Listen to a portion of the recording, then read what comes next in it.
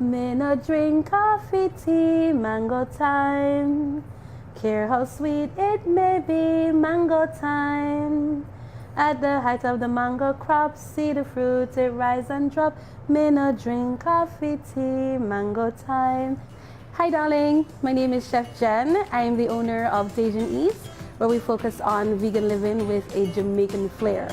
I am so uber excited to be here today at the new Center for Health and Wellbeing, where I'll be conducting a series of plant-powered cooking classes. You know, what we're probably going to do is demystify what plant-powered cooking looks like. We're going to show you how to get some great nutritious food, some tasty food in your repertoire, and get you plant-empowered. So the trick with tofu is to get as much of the liquid out. That's why you want to press it first, or even blanch it. You notice how when you tell anybody that you're going plant-based or you're going vegan, everybody becomes a nutritionist. And the first thing they ask you is, well, where'd you get your protein, right?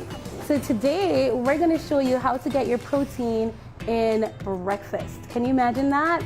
Like a morning plate of goodness that's packed with protein. The one thing that I want people to get is that a lot of the flavors that we associate with meat, right? Almost all of those exclusively come from plant-powered seasonings, herbs and spices. You know, like when you try something new, like you try chicken, and you try something like, oh my God, that tastes like chicken. Well, the reason it tastes like chicken is because we associate certain herbs and spices with chicken.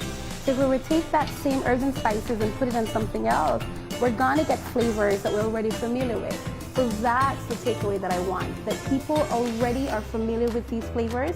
They're just putting it on something that's more plant-powered. So it's nothing new, we're not reinventing the wheel, and it is delicious.